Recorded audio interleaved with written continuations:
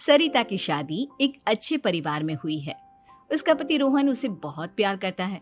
घर में उसकी सास शांति और ननद मीनाक्षी भी है, जो सरिता के किसी काम में दखल अंदाजी नहीं करती।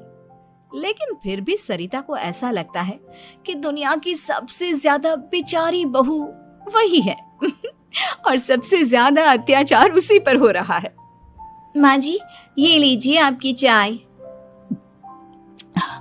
अरे बहू, तूने इतनी ज्यादा चीनी क्यों डाल दी चाय में? हाय हाय माँ जी, मैंने तो उतनी ही मीठी बनाई है जितनी मीठी आपको पसंद है। माँ जी, आपको तो मेरे हाथ की चाय अच्छी ही नहीं लगती। जब देखो कुछ न कुछ कमी निकाल ही देती हो। अरे बहू, तू एक बात के पीछे ही पड़ जाती है। मैंने ऐसा कब कहा कि तू रोज चाय खराब बनाती है? सरिता अपने कमरे में चली जाती है और फोन उठाकर अपनी माँ से बात करती है। हेलो माँ, कैसी हो आप? क्या कर रही हो? मैं तो ठीक हूँ, पर तू बता, तेरा मूड कैसा है? तेरी आवाज से लग रहा है कि कुछ तो हुआ है तेरे ससुराल में। अरे क्या बताऊँ माँ, यहाँ तो हर समय मेरे साथ बहुत बुरा व्यवहार होता है। मैंने अपनी सास के लिए इतनी अच्छी चाय बनाई, लेकिन मेरी सास चाय पीते ही मुझे 4 बातें सुना दी। बेटी, तू इतनी छोटी छोटी बातों पर ध्यान ही क्यों देती हो? तुम्हारी सास ने कुछ बोल भी दिया तो क्या हो गया, वो बड़ी है ना तुझसे। माँ ने इतना समझाया, लेकिन इस बात का सरिता पर कोई असर नहीं हुआ। अपनी बेचारी बहू की छवि वो बदलना ही नहीं चाहती।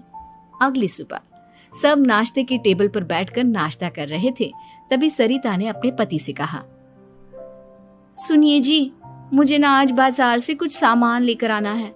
आज आप ऑफिस से आने के बाद मुझे लेकर चलना ना। भाभी, मुझे भी कुछ किताबें खरीदनी है।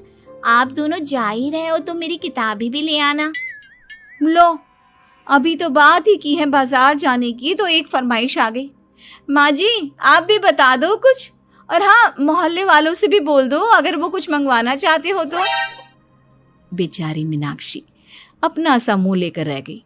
ये सब देखकर रोहन से चुप नहीं रह गया और वो गुस्से में बोला, सरिता, क्या हो गया है तुम्हें? मीनाक्षी ने तो सिर्फ किताबों के लिए बोला है। तुम्हें मीनाक्षी से इस तरह से बात नहीं करनी चाहिए। माफी मांगो उससे अभी। क्या? मैं माफी मांगू? दिन भर आपके घर के काम करूं मैं, आपकी और आपके घर वालों की बातें सुनूं मैं, और अब माफी भी मैं मांगू? ऐसा कभी नहीं हो सकता। ये बोलकर सरिता वहां से चली जाती है। एक दिन उनकी पड़ोसन घर आती है। अरे सरिता, क्या कर रही है? और क्या करूंगी भाभी जी, बस घर का काम ही कर रही हूँ। आप बताओ कैसे आना हुआ?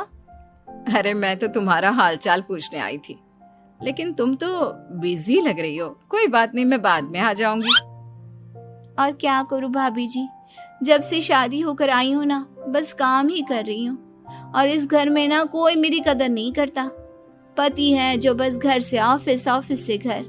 ननद को तो कॉलेज से फुर्सत नहीं। बची सास तो उनका सारा समय मेरी गलतियां निकालने में लग जाता है। अरे ये क्या कह रही हो सरिता? तुम्हारी सास तो पूरे मोहल्ले में तुम्हारी तारीफ करती फिरती है कि तुम बहुत अच्छी हो, पूरा घर तुम्ही ने संभाल रखा है। हाँ तो क्या हुआ, इसमें गलत क्या कहती है? सच्ची तो कहती है। मेरी मर्जी के बिना इस घर का पत्ता भी नहीं हिलता।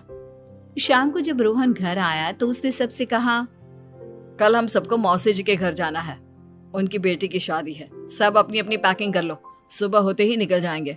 और सरिता, तुम कान खोलकर सुन लो, वहां जाकर किसी की बुराई भलाई शुरू मत कर देना, नहीं तो मुझसे बुरा कोई नहीं होगा। हाय हाय जी, आप तो ऐसे कह रहे हो जैसे मैं सुबह शाम सबकी बुराई करती फिरती हूँ। आज तक कोई कह नहीं सकता कि मैंने किसी की पीठ पीछे किसी के बारे में कोई बुरी बात बोली हो तो। अरे बस बहू, बात को और ज्यादा आगे मत बढ़ा। हमें सब पता है तू हमारे साथ क्या व्यवहार करती है। ये बात घर तक रखना, शादी में किसी को कुछ मत बोलना, नहीं तो सब कहेंगे कि शांति की बहू कितना बोलती है। हाँ हाँ, सब कुछ तो मैं ही बोलती हूँ ना। आप लोग तो हर समय फूलों की बारिश करते रहते हो मेरे ऊपर। सारी गलती मेरी है जो मैं इस घर में आई। सबका कितना ध्यान रखती हूँ, लेकिन फिर भी मेरी तो आप लोगों की नजर में कोई कदर ही नहीं है।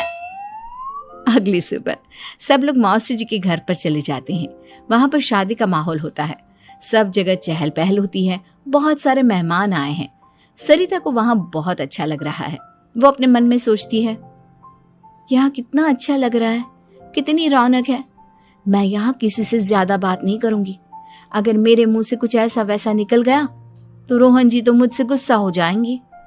सरिता ये सब सोच ही रही थी कि वहां रोहन की कजिन साक्षी आ गई और सरिता से बोली, आप सरिता भाभी हो ना?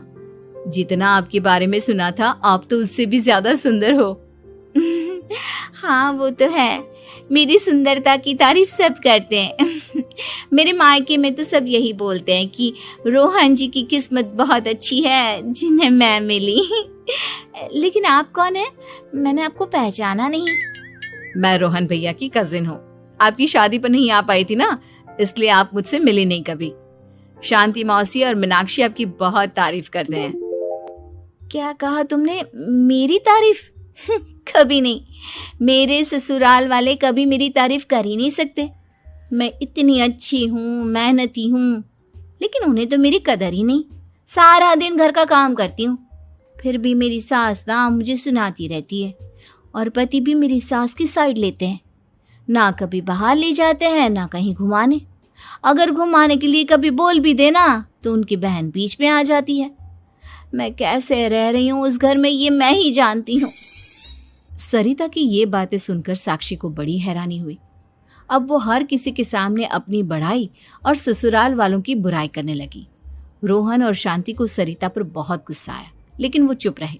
अगले दिन जब वो अपने घर पर आए, सरिता, तुमने क्यों सबके सामने मेरी इज्जत का तमाशा बनाया?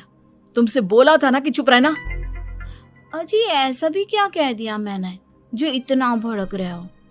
तुम जहां जाती हो अपना रोना शुरू कर देती हो। कभी किसी दूसरे की बात ही नहीं सुनती, बस अपनी कहती रहती हो। तुमने सबके सामने हमारा तमाशा बनाकर रख दिया है। हे भगवान, मुझे अपने पास बुला ले। जिस घर में मेरी कदर ही नहीं, उस घर में मेरा क्या काम? अरे क्या करूंगी मैं यहाँ रहकर? जो भी आता है मुझे सुनाकर चला जाता है। मैं तो किसी से कुछ नहीं कहती। सीधी सादी बहू मिल गई है ना सबको, तो जो जी में आए वो करो। सरिता ने अपने आगे किसी को कुछ बोलने ही नहीं दिया, और उस दिन भी उसने सबके सामने खुद को बेचारी बना ही दिया। अगले दिन मीनाक्षी कॉलेज के लिए लेट हो रही थी, इसलिए वो हर काम जल्दी जल्दी कर रही थी। अपना नाश्ता लेने किचन में गई और पतीले में रखे गरम दूध को गिलास में डालने लगी। दूध का पतीला उसके हाथ से छूट गया और गरम गरम दूध उसके हाथ पर गिर गया। ओए माँ, हाय मेरा हाथ, माँ मेरा हाथ जल गया। मीनाक्षी की आवाज सुनकर सरिता दौड़ती हुई आई। ये क्या किया तुमने? तुम्हें नाश्ता चाहिए था तो मुझसे बोल देती, मैं क्या मना कर देती? अब पता नहीं कितने दिन की मुसीबत पाल ली तुमने। सरिता मीनाक्षी को उसके कमरे में ले गई और उसका बहुत ख्याल रखा। उसका इस तरह से ख्याल रखना शांति और रोहन को थोड़ा अजीब लगा। माँ, सरिता के दिमाग का भी कुछ पता नहीं।